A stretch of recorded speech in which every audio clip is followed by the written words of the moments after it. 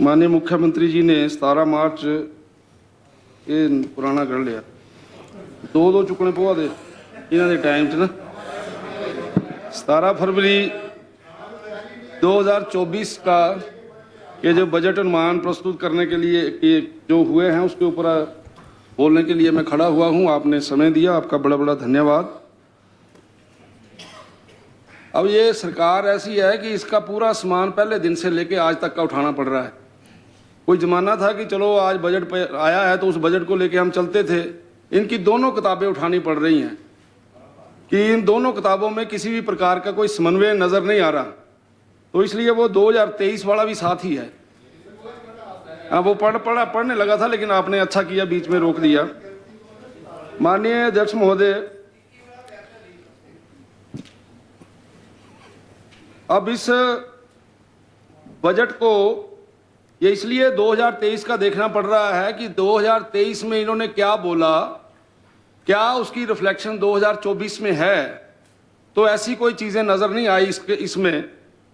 और शुरुआती दौर में जो देखा जा रहा है कि per capita income growth rate BJP के समय में 131% था, जो कि कांग्रेस के समय में 13.1% था, जो कि कांग्रेस के समय में 7.5% रह गया है।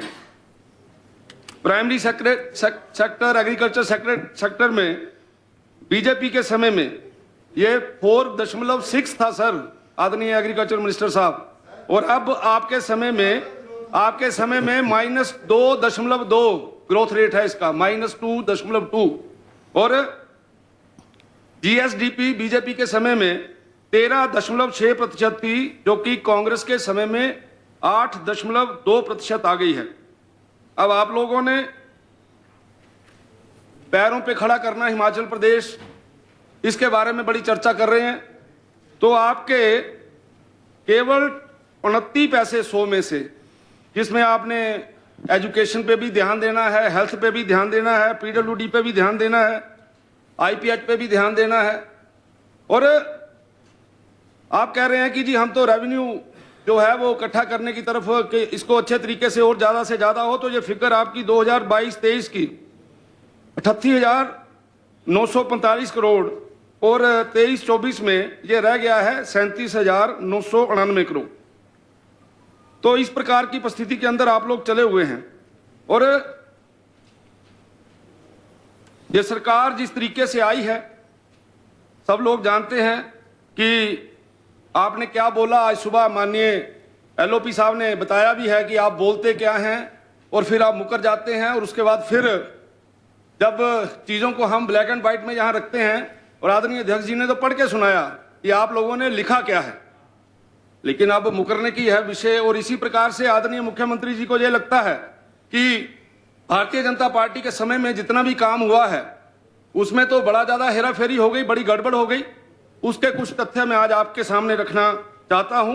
पहले थोड़ा सा बजट के ऊपर चर्चा करना चाहता हूं कि 2023-24 में के बजट में आपने पेज नंबर 7 पैरा नंबर 20 तथा 2024-25 के पेज नंबर 6 पैरा नंबर 11 में आपने ई वाहन के बारे में विषय की चर्चा की है। यानी पिछले बजट में भी आप चर्चा की है, इस बजट में भी आपने चर्चा की है। और आपने क्या बोला है?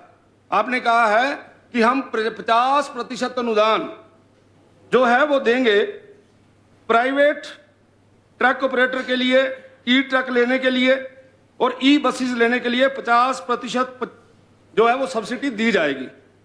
माननीय अध्यक्ष महोदय, पूरे हिमाचल प्रदेश में एक भी प्राइवेट पार्टी को ऐसी बताए जिसने ई बस खरीदी हो और इन्होंने 50% अनुदान दिया हो। हालात ये हैं कि पूरे हिंदुस्तान के अंदर जहां पर भी ये मैन्युफैक्चरिंग होती है, उसमें वो जो मैन्युफैक्चरिंग है वो इस बात में सक्षम ही नहीं है। जो सरकारी उनके पास इतना ऑर्डर है कि सरकार को देने के लिए उनका ऑर्डर जो है वो पूरा नहीं हो रहा। तो अब इनको ये पता लग गया, इन्होंने ले ली कि कहीं से फिक्र की भाई ट्रक और बस तो बढ़ने नहीं है, और ट्रक और बस बढ़ने नहीं है, 50% अनुदान जो है वो रख दो। तो ये मुझे बताया जाए, ये बेरोजगारों से नौजवानों के साथ इसकी जगह कोई और स्कीम दे देते जो व्यवहारिक होती, जो जमीन के ऊपर आ सकती। 2 वर्षों से लगातार ये बात बोल रहे हैं, लेकिन इनमें से कहीं भी ये जो है ना बस आई है न ट्रक आया है। तो जब बस और ट्रक बन ही नहीं रहा तो आपने अनुदान कहां से देना? इसलिए ये बिल्कुल गलत है और ये नौजवानों को ठगने वाली बात है। टूरिज्म कैपिटल कांगड़ा को बनाएंगे, इसके ऊपर बड़ी चर्चा हो रही है। और पिछली बार 2023-24 में क्या बोला? माननीय मंत्री बैठे हैं कांगड़ा के, 2023-24 में बोला जिले में 24x7 पर्यटन ग्राम है बने। केवल सिंह जी थोड़े वाले पास से कोई? अच्छा। वरिष्ठ नागरिकों के लिए old age homes, ice skating या रोलर सीटिंग के लिए का निर्माण, पोंग डैम में वाटर स्पोर्ट्स, शिकारा, क्रूज इत्यादि की व्यवस्था। ये 2023-24 में बोला आपने। और अभी 2024-25 में क्या बोल रहे हैं आप कांगड़ा के बारे में? आप बोल रहे हैं कांगड़ा गग्गल हवाई अड्डे का विस्तार एंड हेलीपोर्ट्स की बात कर रहे हैं आप। पोंग डैम के विकास एवं प्रबंधन के लिए मास्टर प्लान। यानी पिछली बार आप क्या बोल रहे थे, इस बार आप क्या बोल रहे हैं? माननीय अध्यक्ष महोदय, मुझे अभी भी बड़ा दुख है कि कांगड़ा के जो रिप्रेजेंट करते हैं हमारे लोग यहाँ पे, उनको ये सारे विषय समझ नहीं आ रहे। कांगड़ा के साथ हमेशा इन्होंने भेदभाव किया है, चाहे मंत्रिपरिषद का विषय हो। आदरणीय चंद्र कुमार जी हमारे वरिष्ठ यहाँ के नेता हैं, उनको मंत्री बनाया गया पहले, और कितना बड़ा मंत्री बनाया गया वो आपके सामने है। उसके बाद मेरे भाई गोमा जी को बनाया गया और अभी तक भी हमारी सीटें खाली चल रही हैं। और हिमाचल और केवल मैं इसलिए बोल रहा हूं भेदभाव हो रहा है। सेंट्रल यूनिवर्सिटी के लिए 30 करोड़ देने के लिए सरकार के पास नहीं है। सेंट्रल यूनिवर्सिटी धर्मशाला में 30 करोड़ रुपया देना है, लेकिन इनके पास नहीं है। और ये बातें कर रहे हैं कांगड़ा के बारे में। कांगड़ा को देना क्या देना? चिड़ियाघर। भैया आपको पता है जहां चिड़ियाघर बनता है उसके आसपास में कितनी बंदिशें लगती हैं? चिड़ियाघर के ऊपर खुश हो रहे हैं और कोई भी चीज धरातल के ऊपर नहीं है। इसलिए ठीक है, माननीय मुख्यमंत्री जी को समझ नहीं आ रही, जो कांगड़ा से आते हैं मेरे विधायक, मेरे मंत्री, वो तो इस बात को समझें। वो तो ये बात बंद कमरे में जाके बोलें कि कांगड़ा के साथ जो भेदभाव हो रहा है वो इस प्रकार का भेदभाव नहीं होना चाहिए। आपने 2023-24 के पेज नंबर 13 के ऊपर पैरा नंबर 37 में, क्योंकि ये इस बार भी आपने बोला है, आदर्श स्वास्थ्य संस्थान विकसित होंगे, उनमें लेटेस्ट स्टेट के आर्ट टेक्नोलॉजी की MRI, CT scan, ultrasound, digital x ray. अलावा आपका हाल ये है जहां पे बेहोश करने वाला डॉक्टर है वहां पे ऑपरेशन करने वाला डॉक्टर नहीं, यहां पे मशीन है वहां ऑपरेटर नहीं, यहां ऑपरेटर है वहां मशीन नहीं। कोई एक विधानसभा क्षेत्र बताइए जिस विधानसभा क्षेत्र के अंदर आदर्श स्वास्थ्य संस्थान विकसित हुआ है? कोई एक विधानसभा क्षेत्र। जो शरेआम झूठ बोला गया है और इसमें यह बोला गया कि सारी प्रकार की सुविधाएं होंगी, लेकिन वहां पे किसी भी प्रकार का कुछ नहीं हो रहा। और इस बार क्या बोल दिया उसके बारे में? 2024-25 में आपने बोल दिया आदर्श स्वास्थ्य केंद्रों पे का कार्य भिन्न भिन्न चरणों में मशीनरी एंड इक्विपमेंट की व्यवस्था, और उसके लिए 1 करोड़ रुपए का प्रावधान किया जाएगा। पिछली बार क्या किया आपने?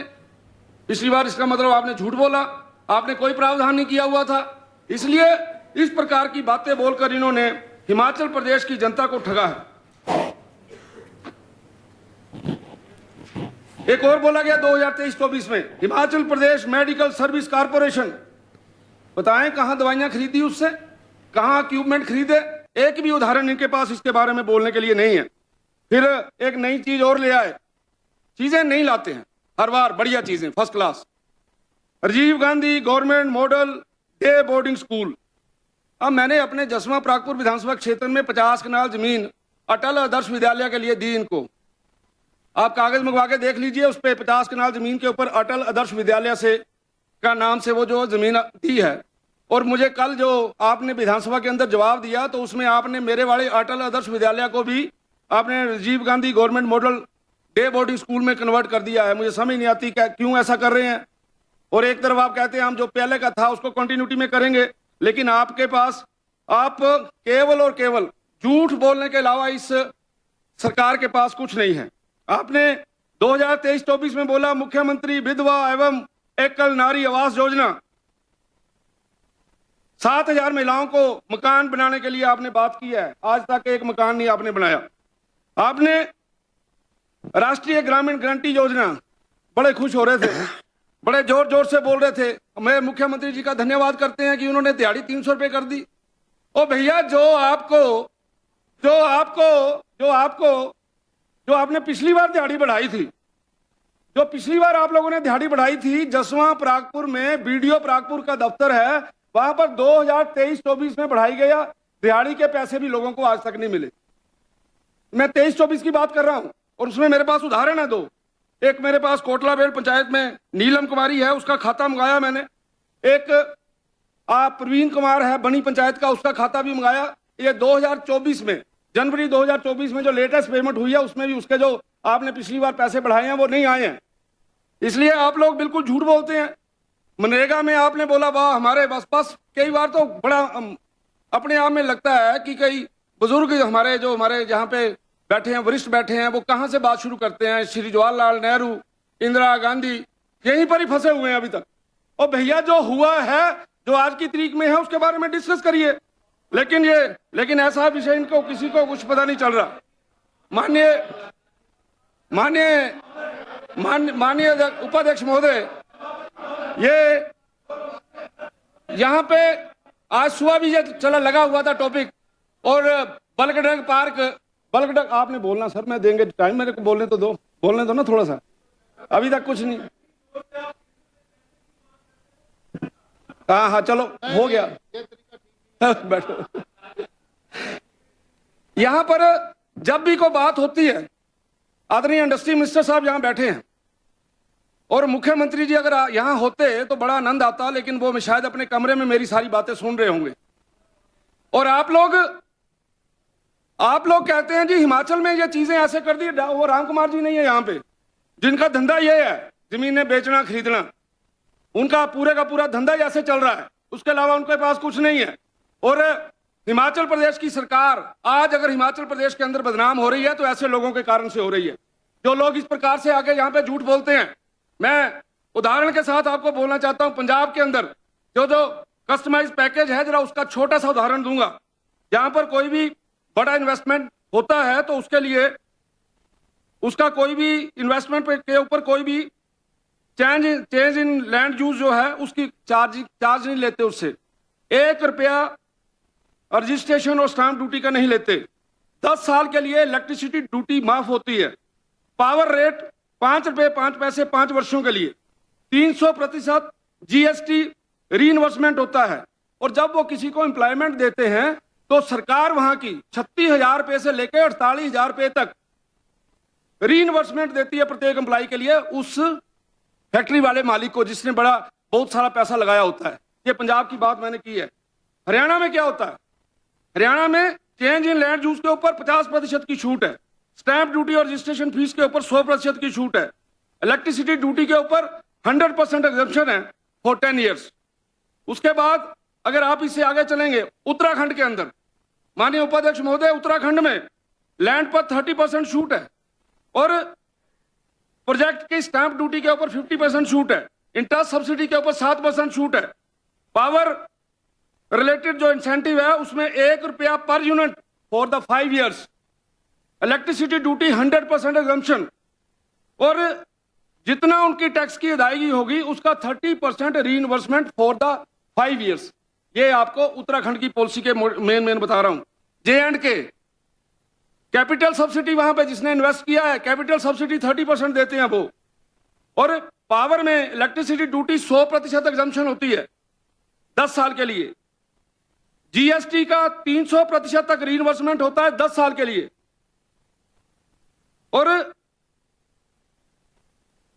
इसके आगे आ गया महाराष्ट्र दूर वाला है, इसकी भी बात कर लेते हैं। 100% एग्जम्पशन और स्टाम्प ड्यूटी और रजिस्ट्रेशन फीस के ऊपर। कैपिटल सब्सिडी आपकी होती है 100% रीइन्वर्समेंट।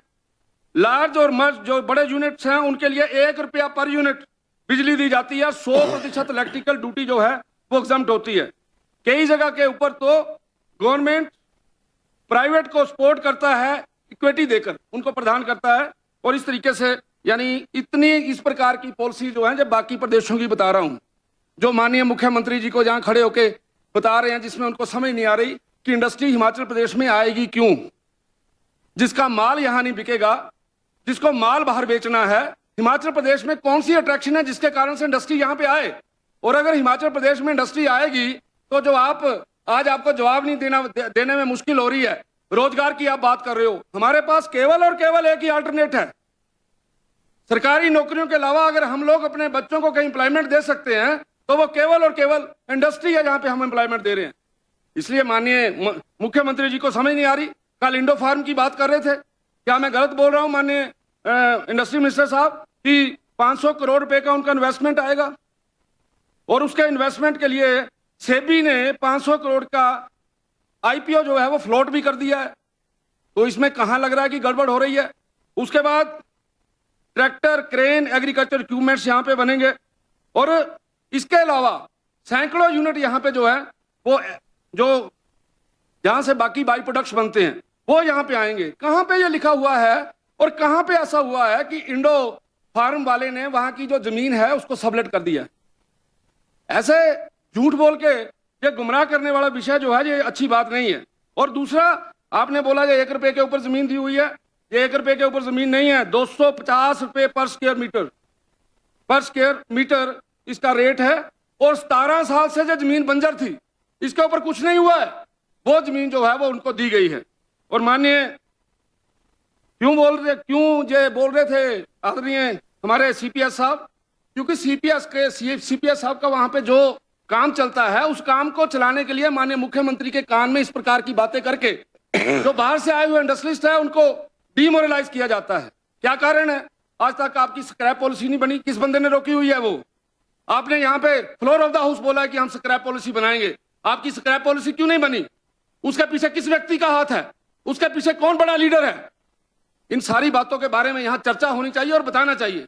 और जो लोग सत्ता के इस गलियारे के अंदर इस सत्ता का दुरुपयोग करते हैं, लोग उनको बड़े अच्छे तरीके से जानते हैं। लोगों को मालूम है कि ये किस प्रकार से वहां पे किस प्रकार से बद्दी बरोटी वाला के अंदर आप लोग बदनाम हो गए हैं। सरकार बदनाम हो गई है बद्दी बरोटी वाला के अंदर इन्हीं कारणों के कारण से। और मैं बोल सकता हूं, मुझे पता है आदरणीय इंडस्ट्री मिनिस्टर साहब ये बातें बोल नहीं पाते, ना बोल सकेंगे यहाँ पे, और उनसे बोलना भी नहीं है, उनकी पार्टी का विषय है। लेकिन मुझे यह जरूर बताएं इस हाउस से बाहर जाके कि मैं जितनी बातें बोल रहा हूं क्या इसमें कोई ऐसी बात तो नहीं है जो मैं झूठ बोल रहा हूं? यह केवल इन लोगों के कारण से हिमाचल प्रदेश बदनाम हो रहा है, केवल इन लोगों के कारण से इस प्रकार की पॉलिसी जो है वो यहाँ पे आ रही है। माननीय मुख्यमंत्री को मालूम ही नहीं है इंडस्ट्री होती क्या है। माननीय मुख्यमंत्री को पता ही नहीं है कि इंडस्ट्रीज को हमने यहाँ लाना कैसे है। उनको तो केवल ये पता है हाँ ये लाले वाले का काम है, हाँ ये कहता 50 रुपए किलो, नहीं 50 नहीं चलना, 30 रुपए किलो, ऐसे चलती है इंडस्ट्री। जिस आदमी ने 1000 बंदे को नौकरी देनी है आप उसको वैसे ही ले आएंगे। जिस आदमी ने 10,000 करोड़ रुपया यहाँ इन्वेस्ट करना है तो क्या वो यहाँ पे देखेगा नहीं कि मुझे क्या चीज सस्ती मिलती है? तो इन सारी बातों की तरफ ध्यान देना चाहिए। और दूसरा, माननीय मुख्यमंत्री जी, ग्लोबल इन्वेस्टर मीट की 2-3 मिनट लूंगा जी, ज्यादा नहीं, बैल मत बजाना प्लीज। 2000 ग्लोबल इन्वेस्टर मीट की बात होती है यहाँ पे। 2019-20 में ग्लोबल इन्वेस्टर मीट हुआ। माननीय मंत्री महोदय आपके पास रिकॉर्ड है। और 2021 के अंदर कोरोना आया और कोरोना के कारण से पूरा साल खा गया।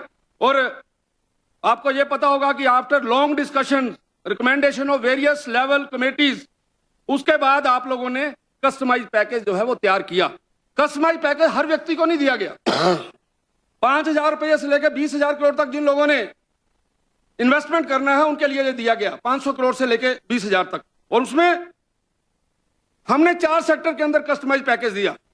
One of the industry agriculture में जो गया है वो इंडो फार्म को गया है, डिफेंस के अंदर गया है एसएमपीपी को, फार्मा सेक्टर के अंदर गया है किनवान को, और ग्रीन हाइड्रोजन के अंदर गया है ग्रीनको को। 3 इंडस्ट्रियां जमीन के ऊपर हैं, आप चेक करिए उनको। चौथी आपने भगा दी है क्योंकि वहां पर आपके बिजली का रेट जो है वो उसके साथ सेटल नहीं हो पाया, जिसके कारण से ये इस प्रकार की प्रॉब्लम आई है। वो यहां से चले गए हैं और उन्होंने अपने यूनिट्स जो हैं वो आंध्र प्रदेश के अंदर और बाकी स्टेट्स के अंदर उन्होंने लगाने शुरू कर दिए हैं। तो जिनको हमने कस्टमाइज पैकेज दिया वो सारी की सारी जो इंडस्ट्री है वो धरातल के ऊपर आ रही है। कई बार पूछते हैं मेरे दोस्त, मेरे मित्र कि भाई क्या हुआ आपका ग्लोबल इन्वेस्टर मीट में? तो ये एक बहुत बड़ी इन्वेस्टमेंट, मैंने केवल 4 इंडस्ट्री के बारे में बात की है। और माननीय मुख्यमंत्री जी कल परसों खड़े होकर बोल रहे थे कि जी मैंने तो कांगड़ा के अंदर वरुण बीवरेजेस के नाम से मैंने एक इंडस्ट्री है वहां पे उसका उद्घाटन किया है उसका बहुत बड़ा फायदा हिमाचल प्रदेश की जनता को मिलेगा। थोड़ा सा उसकी सच्चाई बताना चाहता हूं, सुनने का दम रखिए। ये जो आदरणीय मुख्यमंत्री जी ने वहां पे इंडस्ट्री लगाई और जिसका वो शिलान्यास करने गए थे आपके विधानसभा क्षेत्र में सर, हाँ, और हम जब पॉलिसी बनाते थे तो अफसरों को बिठाते थे, हाई लेवल मीटिंग होती थी, कैबिनेट में पास होता था, उसके बाद वो कायदा कानून बनता था। मुझे बताइए आदरणीय इंडस्ट्री मिनिस्टर साहब जहां बैठे हैं, आपने जहां पर भी आपके कस्टमाइज पैकेज चल रहे हैं उन कस्टमाइज पैकेज की पॉलिसी है कि 80% जीएसटी जीजीएसटी को रीइन्वर्स किया जाता है, और पूरी कंट्री के अंदर देखा जाए तो 100% एसजीएसटी को रीइन्वर्स किया जाता है। और जो ये मोतियों वाली सरकार ने ये जो इंडस्ट्री लेके आए हैं, यहां पर आपको पता है कि ये जो एसजीएसटी की जो रीइन्वेस्टमेंट है वो कितनी दी है इन्होंने उस इंडस्ट्री को? आपके ध्यान में होगा, इन्होंने दिया जी 250%। 250% एक इंडस्ट्री को 10 साल के लिए एसजीएसटी जो है उसकी रीइन्वेस्टमेंट किया। हिंदुस्तान के अंदर कहीं ऐसी एग्जांपल नहीं मिलती। उसका मतलब क्या होगा कि उस आदमी ने 300 करोड़ रुपया इन्वेस्ट किया है और 10 साल के बाद उसको 750 करोड़ रुपया, उसको 750 करोड़ रुपया आपकी ये जो 10 साल का जो आपने उसको छूट दी है, और 250% की छूट कहीं भी नहीं मिलती। और मैं तो ये चाहूंगा सभा पटल के ऊपर उन कागजों को रखा जाए, कौन सी कमेटी ने इस प्रकार का जो फरमान है वो जारी किया है। ये कहते हैं हम हिमाचल प्रदेश के बहुत बड़े हितैषी हैं, और आपको यह भी मालूम होना चाहिए इंडस्ट्री मिनिस्टर साहब, ये जो मैं इंडस्ट्री की बात कर रहा हूं, इस आदमी ने 1000 करोड़ रुपए की इंडस्ट्री पठानकोट में लगाई है। ये जो इंडस्ट्री लग रही है ये केवल ट्रेडिंग के लिए लग रही है, यहां कुछ नहीं होगा, केवल बड़ा सा एक बिल्डिंग खड़ी कर दी जाएगी और वहां पे ट्रेडिंग होगी। अगर मैं गलत बोलता हूं और या अगर इसको आप अगर प्रूफ कर देंगे कि मैं गलत बोलता हूं, मैं विधानसभा को छोड़ दूंगा यहां से। लेकिन ये बिल्कुल सच्चाई है कि आप लोगों ने हिमाचल को खा रहे हैं, हिमाचल को बेच रहे हैं, हिमाचल के साथ धोखाधड़ी कर रहे हैं, और इसलिए इस प्रकार का, और यहां खड़े होकर कहना मैं हिमाचल के हितों की रक्षा कर रहा हूं। मुझे पटल के ऊपर खड़े होकर ये बात बताएं कि वरुण बीवरेज का असली किस्सा क्या है। कौन सा ऐसा विधायक है पंजाब का जिसने ये सारी की सारी नेगोशिएशन करवाई है? इसलिए यहां पे खड़े होकर बोलने के लिए तो बड़ा है कि मैं बड़ा अच्छा कर रहा हूं। ये एक एग्जांपल दिया अभी तक मैंने, क्योंकि परसों बोल रहे थे, मैं कल ही गया था एक दिन के लिए, पता किया मैंने कि असली बात क्या है। इसलिए इसके बारे में मैं चाहूंगा कि इसकी पूरी की पूरी इंक्वायरी हो, किस व्यक्ति ने इतना बड़ा पैकेज जो है वो एक पर्टिकुलर इंडिविजुअल व्यक्ति को दिया है, और उसके बीच में कौन कौन से लोग जो है वो संलिप्त हैं। Thank you. माननीय अध्यक्ष महोदय, कोरोना काल में 1916 स्वास्थ्य जो कर्मी हैं उनकी सेवाएं जो हैं वो आप लोगों ने रद्द कर दी हैं, और मैं ये निवेदन करना चाहता हूं कि उसके ऊपर सहानुभूति पूर्वक जो है वो विचार किया जाए। और जो एक बात जो आदरणीय भाई विक्रमादित्य जी यहाँ बैठे हैं आपके ध्यान में लाना चाहता हूं, और कि माननीय महोदय, आप जसवा परागपुर के अंदर जो आपका डिवीजन है, उस डिवीजन के अंदर बहुत बड़ी धांधली है, और मैंने उसके बारे में इसी पटल से माननीय मुख्यमंत्री जी को ये बताया भी था, लेकिन इनके पास कोई सेटिस्फैक्टरी आंसर नहीं मिला, और इन्होंने भी इसी तरीके से जैसे मुस्कुरा रहे हैं ऐसे मुस्कुराते मुस्कुराते बैठ गए। इन्होंने कोई बात नहीं, इन्होंने उसका कोई जवाब नहीं दिया। मेरे डिवीजन के अंदर पीडब्ल्यूडी के अंदर आम व्यक्ति को ठेका नहीं मिल रहा है, और अगर कोई वहां पे ठेकेदारी करना जानता है तो वहां पे जो आपके नेता हैं, जो उनके रिश्तेदार हैं, आपके जो मंडल के अध्यक्ष हैं, उनका जो बेटा है, ये सब लोगों ने वहां पर एक मोनोपोली बना के आम आदमी जो वहां पे जाता है उससे पैसे मांगते हैं। और एक व्यक्ति आपकी पार्टी का पदाधिकारी रहा है, उस व्यक्ति को, उसका नाम जीवन धीमान है, उस व्यक्ति ने जिस समय बोला कि मेरे से 10% पैसा जो है वो मांगा गया कि आपको ठेका तब मिलेगा, उसकी पिटाई की गई, और उसको इतनी पिटाई की गई कि वो मरने की स्थिति में उसको सड़क के ऊपर छोड़ दिया गया, और उसके बाद मरने के लिए छोड़ दिया गया। और उल्टा फिर क्या हुआ? उल्टा हुआ क्या? जीवन राणा के ऊपर जो है वो एफआईआर लॉज होती है, और वो व्यक्ति प्रेस कॉन्फ्रेंस करके बोल रहा है कि मेरे साथ ऐसा हो रहा है। कल मेरे को एक पत्र आया है, वहीं से पत्र आया है जिसमें लगभग 30 ठेकेदारों के साइन हुए हैं, और उन्होंने कहा है कि पहले हमें ठेका लेने के लिए एप्लीकेशन जो है वो ले ली जाती है, फॉर्म दे दिया जाता है, और जिस समय हम वो लेके जाते हैं तो वो कहते हैं ये रद्द हो गया। माननीय विक्रमादित्य महोदय, मंत्री महोदय, मेरा आपसे निवेदन है, आप एक ईमानदार मंत्री हैं। मैं ये चाहूंगा कि आप खुद इंटरवीन करें। बाकियों के पास मुझे नहीं लगता, मुझे कोई आशा नहीं है बाकियों से। आप खुद इंटरवीन करें। अगर मेरी बातें ठीक हैं, मेरी बातें सच्ची हैं, तो मेरा आपसे निवेदन है उन लोगों के ऊपर एक्शन करिए। माननीय उपाध्यक्ष महोदय, मैं ये जो बातें बोल रहा हूं बड़े इसको बिल्कुल होशोहवास में बोल रहा हूं। बहुत बड़ा भ्रष्टाचार यहाँ पे हो रहा है। इस भ्रष्टाचार के ऊपर जो है इसको कंट्रोल करना चाहिए। और अगर कांग्रेस के जमाने में, कांग्रेस के समय में, कांग्रेस की सरकार में कांग्रेस के पदाधिकारी को इस काम लेने के लिए 10% देना पड़ेगा तो आम आदमी की क्या हालत होगी, आम ठेकेदार की क्या हालत बनेगी। इसलिए मेरा आप सबसे निवेदन है, आपसे मेरा निवेदन है कि आप इन बातों में खुद इंटरवीन करिए। और माननीय अध्यक्ष महोदय, ये जो मैंने मेन बातें यहाँ पे बजट के बारे में बोली हैं, इससे बड़ा क्लियर होता है कि आपकी कथनी और करनी में बहुत अंतर है। सुबह भी आप इस प्रकार के भ्रम में फंस गए, इतनी बुरी तरह से आपको जवाब देना नहीं आया कि मैं अब 1 लाख बंदे के बारे में क्या बोलूं। कभी 1 लाख को 5 साल, कभी 5 साल को 1 लाख, यानी इतनी बुरी हालत हो गई इनकी। तो इसलिए मैं ये चाहूंगा कि आप बहुत अच्छे नेता हैं, आप कृपा करके सही बात यहाँ पे रखेंगे, आप सही तरीके से बात करेंगे, सही चीजों की तरफ चलेंगे, हम आप लोगों का समर्थन भी करेंगे। लेकिन अगर आप अपने वक्तव्यों के कारण से इस विधानसभा को गुमराह करने की कोशिश करेंगे तो इस काम को हम कभी नहीं होने देंगे। आपने बोलने का समय दिया, आपका बहुत बहुत धन्यवाद। जय हिंद, जय भारत।